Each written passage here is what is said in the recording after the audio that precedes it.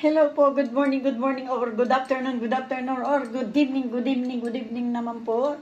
Saan man dako ng mundo, ito na naman po tayo. Nakaharap na naman tayo sa ating kalan.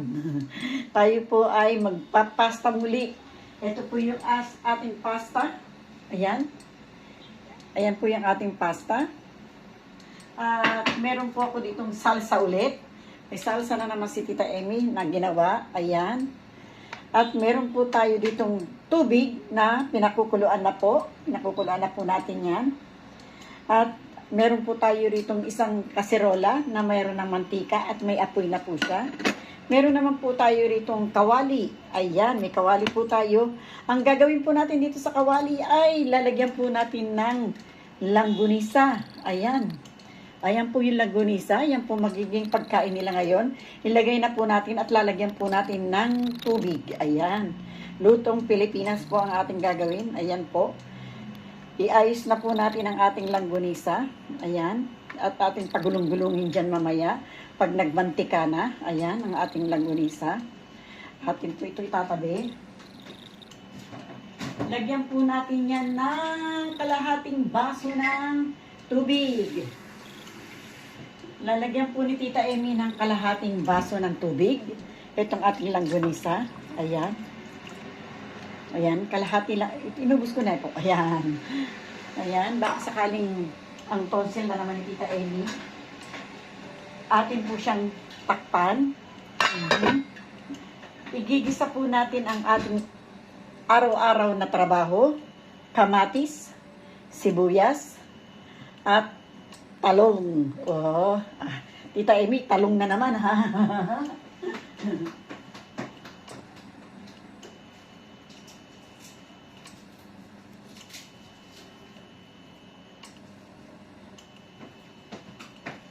Lagi pong talong ang ating pong iluluto. Yan po ang paborito.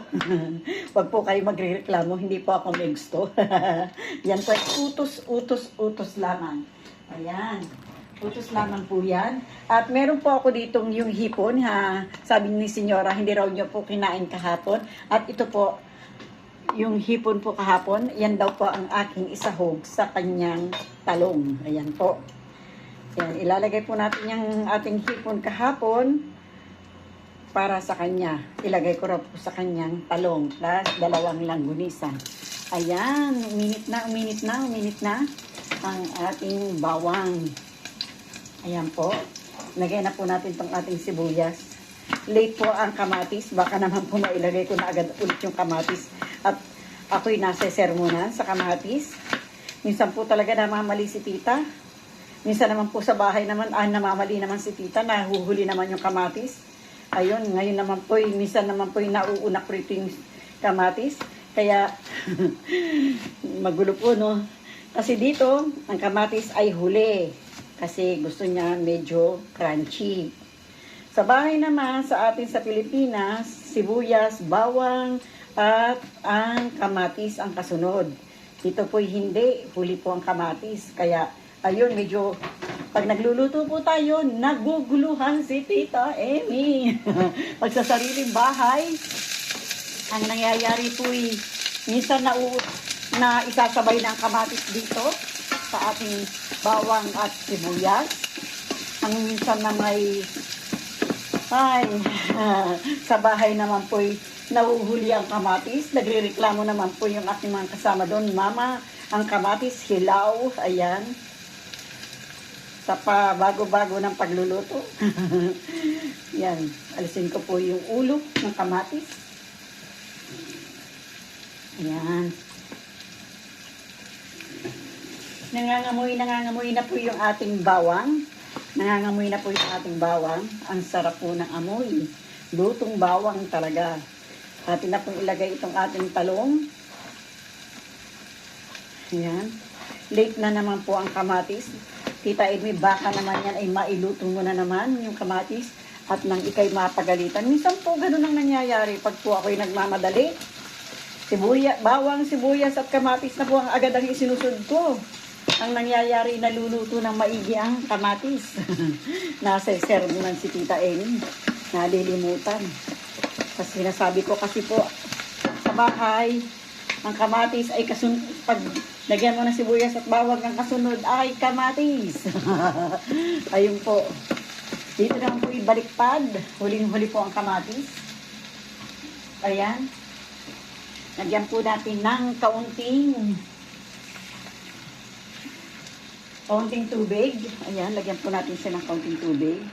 Yung ating talongis. Ayan.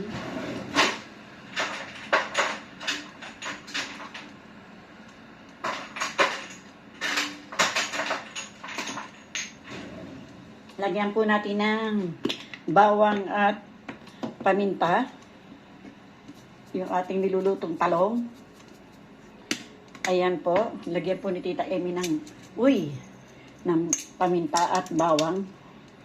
Madulas po ang aking kamay. Gawa ng basa. Ayaw talaga.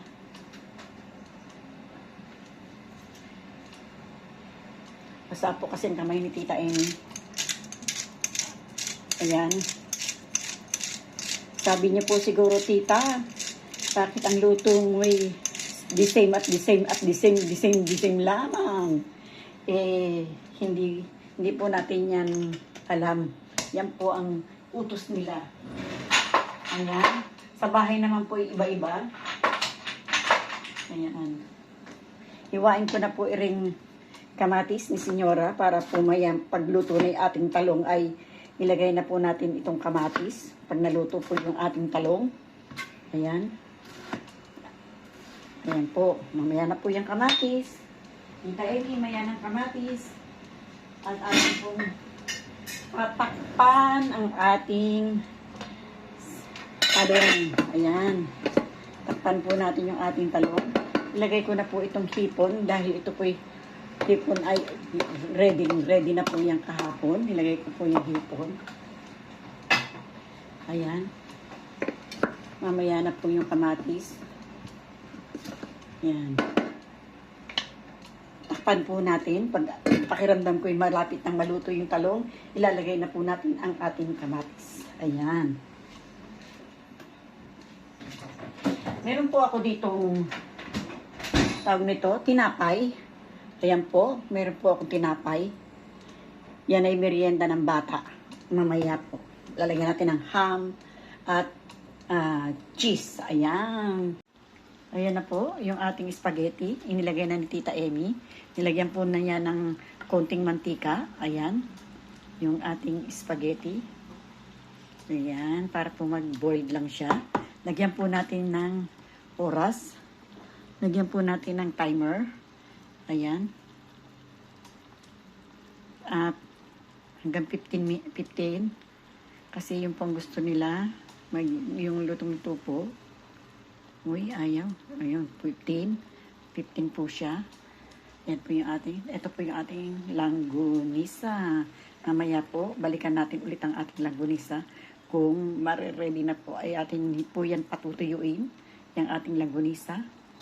Patuyuin po natin sa tubig. Ayan. Mamaya po, balikan natin yan. Ayan po, malapit na.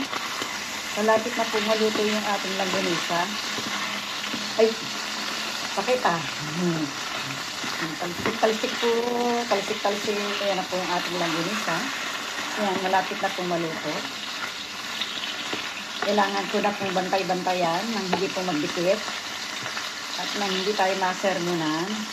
Kasi po pag hindi po yan nabantayan, eh magdidikit po yan, ay mapapagalitan po tayo. Ayan. Kalahating baseng tubig po ang ating nilagay para magmantika po siya. Ayan. Kalahating baseng tubig. At malapit na rin po maluto. Ang sakit po ng pagkakatalsika ng ating pasta. Malapit na rin po maluto. At ito pong ating talong ay malapit na rin pong maluto. Ayan. Ayan. Hintay lang po tayo ng konti hanggang sa maluto. Malapit na. Huwag lang po itong magdikit. Gusto ko lang po itong magmantika. Kung nagmantika na po siya, atin na po siyang tatanggalin. Yan po ang kanilang pananghalian ngayong araw na ito.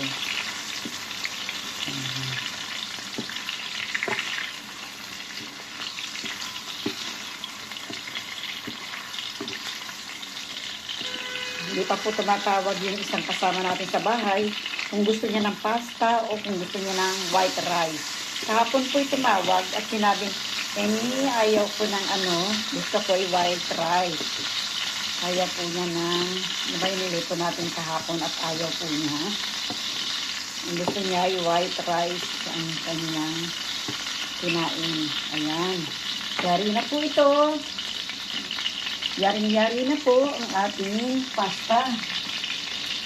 Ay, ang ating pasta, ang ating langgunisa. Tanggalin na po natin yung ating langgunisa. Ayan, patayin ko na po. At ready na po yan. Lalagay na po natin sa kanya-kanyang plato. Dito po yung tatlo. Dito na po yun. At din naman po sa kabila ay tatlo rin.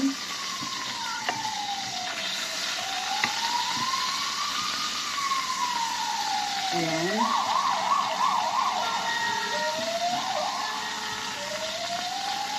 Ayan. Dito rin po sa kabila ay dalawa lamang.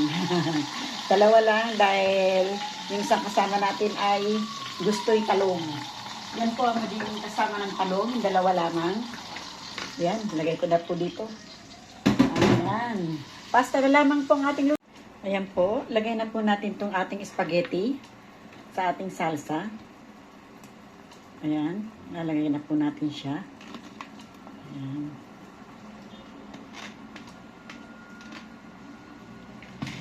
Kumuha po ako ng konti. Ito po.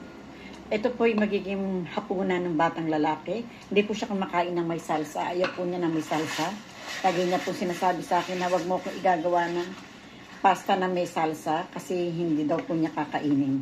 Kaya ito po, ang ating ginawang salsa para lang po sa mag-ama, sa kapatid niyang dalaga at sa kanyang ama. Ayan po.